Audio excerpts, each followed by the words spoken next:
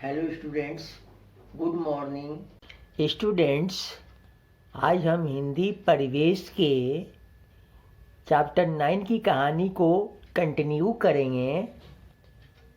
पिछले क्लास में हमने पढ़ा था कि साक्षी को कहानी सुनना बहुत पसंद था। वह रोज़ अपनी माँ से एक कहानी सुनती थी।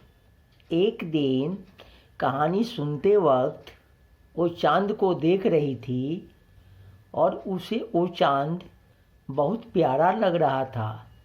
साक्षी बड़ी होकर चांद पर जाना चाहती थी। फिर एक दिन वह अपनी माँ की गोद में सर रखकर सो रही थी और चांद सितारों की कहानी सुन रही थी। फिर उसे गहरी नींद आ गई और वो सपनों की दुनिया में खो गई। सपने में उसने चंद्रयान देखा जिसे चांद पर जाया जा सकता है। फिर साक्षी उस चंद्रयान पर चढ़कर चंद्रमा की सतह पर पहुंच गई। ओके स्टूडेंट्स, अब चलो आगे पढ़ते हैं और देखते हैं साक्षी ने सपने में और क्या देखा। जैसे ही साक्षी ने चंद्रमा की धरती पर कदम रखा तो वह हैरान रह गई। उसने देखा कि वहाँ तो बिल्कुल अंधेरा है। तभी उसे याद आया कि उसकी विज्ञान अध्यापिका ने बताया था कि चंद्रमा का अपना प्रकाश नहीं है, वह तो सूर्य के प्रकाश से ही चमचमाता है। फिर वह थोड़ा आगे चली तो वहाँ उसे खूब सारे गड्ढे दिखाई दिए। चांद पर न पेड़ पौधे थे न ही पशु पक्षी। वहाँ की धरती उबड़ खाबड़ थी। वीरान चांद को देखकर साक्षी आश्चर्यचकित थी। इतने में उसे एक भारी आवाज़ सुनाई दी। कौन हो तुम? आवाज़ सुनकर साक्षी डर गई।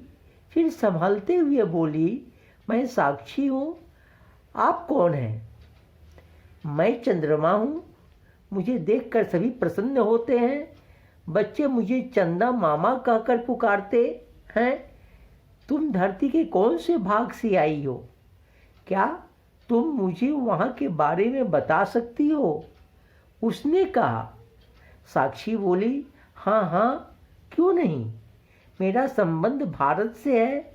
हमारी धरती बहुत ही सुंदर है।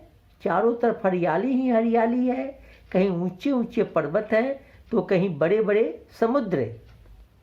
स्टूडेंट्स, साक्षी अपने सपने में जब चंद्रमा पर उतरी तो वहाँ अंधेरा था। तो उसे ध्यान आया कि विज्ञान में बताया गया है कि चंद्रमा की अपनी कोई रोशनी नहीं होती, वो सूर्य के प्रकाश से चमकता है। फिर आगे उसे गड्ढे मिले। वहाँ पर न पेड़ पौधे थे और ना ही पशु पक्षी। वहाँ जीवन नहीं था। फिर साक्षी को एक आवाज़ सुनाई दी।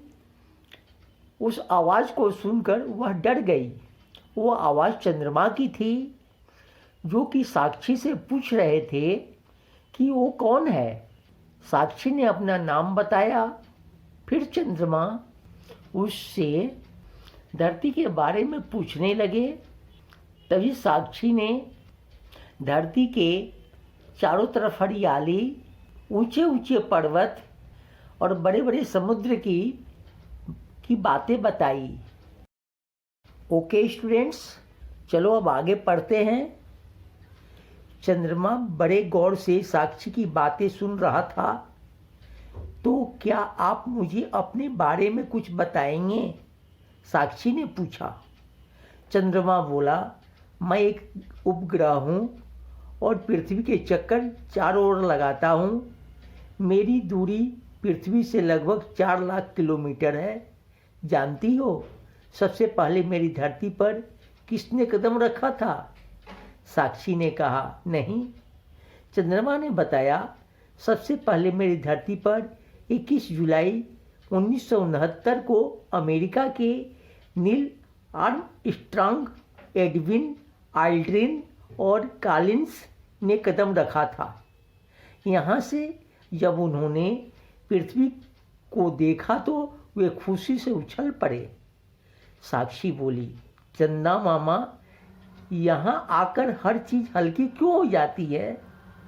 चंद्रमा ने कहा, क्योंकि यहाँ गुरुत्वाकर्षण शक्ति बहुत कम है, जिसके कारण यदि हम किसी को एक हाथ से उठाना चाहें तो आसानी से उठा सकते हैं। स्टूडेंट्स, फिर साक्षी ने चंद्रमा से उसके बारे में बताने को कहा। चंद्रमा ने बताया कि वो एक उपग्रह है और पृथ्वी के चारों ओर चक्कर लगाता है। स्टूडेंट्स, यहाँ विज्ञान की बातें बताई गई हैं, जैसे पृथ्वी की चंद्रमा की दूरी लगभग 4 लाख किलोमीटर है। और यहाँ यह भी बताया गया है, पहली बार चंद्रमा पर कदम किसने रखा था? पहली बार 21 जुलाई 1969 को अमेरिका के नील आर्मस्ट्रॉन्ग, एडविन आल्ड्रिन और कॉलिंस ने कदम रखा था। बच्चों, जब साक्षी ने चंद्रमा से पूछा यहाँ पर हर चीज़ हल्की क्यों हो जाती है, तब चंद्रमा ने उसका कारण गुरुत्वाकर्षण शक्ति बताया, अर्थात ग्रेविटेशनल फोर्स। तो चलो बच्चों, अब कहानी को आगे पढ़ते हैं। साक्षी को चंद्रमा की बातें सुनकर बहुत अच्छा लगा, परंतु अब उसे घर की याद आने लगी। वह यान के पास आई और उसमें बैठ गई। एक जोर से गड़गड़ाहट हुई और साक्षी को झटका लगा। घबराहट में उसकी आंखें खुल गई। वह बिस्तर से उठी। अरे, मैं तो सपना देख रही थी। तब तक माँ भी उसके पास आ गई। साक्षी ने अपना सपना माँ को बताया। माँ ने साक्षी को प्यार किया और कहा, बेटी, निस्संदेह यह सपना था, पर मुझे विश्वास है कि यदि तुम इसी प्रकार मन लगाकर पढ़ाई करती रही तो तुम्हारा चांद पर जाने का सपना अवश्य ही साकार होगा। स्टूडेंट्स, चंद्रमा के साथ बात करते करते साक्षी को अपने घर की याद आने लगी थी। तब वो चंद्रयान के पास चली गई और बैठ गई। तब एक जोर की आवाज़ हुई। घबराहट से साक्षी की आंखें खुल गई। तब उसे पता चला कि वो सब एक सपना था। फिर उसकी माँ आ गई और साक्षी ने अपनी माँ को अपने सपने के बारे में बताया। माँ उसे प्यार करने लगी और बोली कि उसे विश्वास है कि अगर साक्षी मन लगाकर पढ़ती रहेगी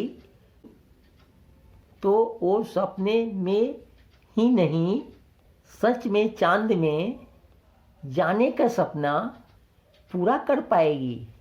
ओके स्टूडेंट्स, तो ये साक्षी के चांद की यात्रा थी, जिसमें हमें विज्ञान की बहुत सी बातें पता चली और बहुत से प्रश्नों के उत्तर मिले। और यहाँ संदेश भी दिया गया, अगर हम मन लगाकर कोई भी कार्य करें तो हमारा सपना अवश्य पूरा होता है। ठीक है स्टूडेंट्स, तो अब आप लोग इस कहानी को अच्छे से पढ़िए। Thank you.